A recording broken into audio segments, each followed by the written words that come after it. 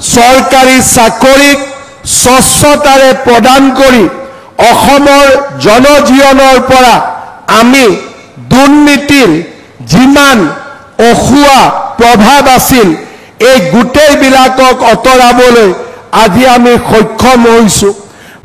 এডিআৰিৰ নতুন এডভাৰটাইজ কেতিয়া হ'ব, পুলিচৰ নতুন এডভাৰটাইজ কেতিয়া হ'ব?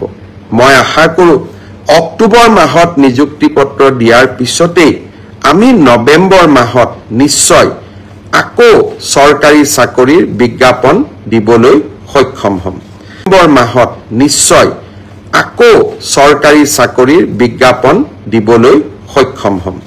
10 অক্টোবৰৰ দিনাখন আমি আপোনালোকৰ হাতত যোগ্যজনৰ হাতত নিয়োগ পত্ৰ তুলি দিবলৈ প্ৰচেষ্টা কৰিম।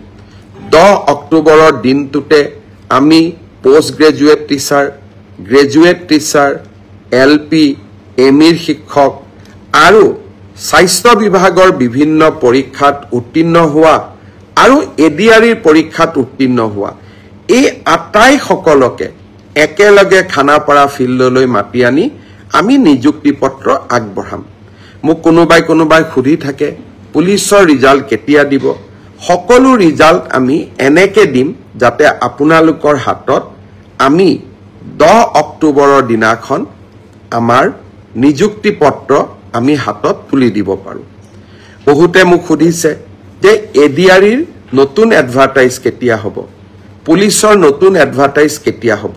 মই আশা কৰোঁ অক্টোবৰ মাহত নিযুক্তি পত্ৰ দিয়াৰ পিছতেই আমি নৱেম্বৰ মাহত নিশ্চয় আকৌ চৰকাৰী চাকৰিৰ বিজ্ঞাপন দিবলৈ সক্ষম হ'ম। শ্ৰদ্ধাৰ ৰাইজ, অহাকালি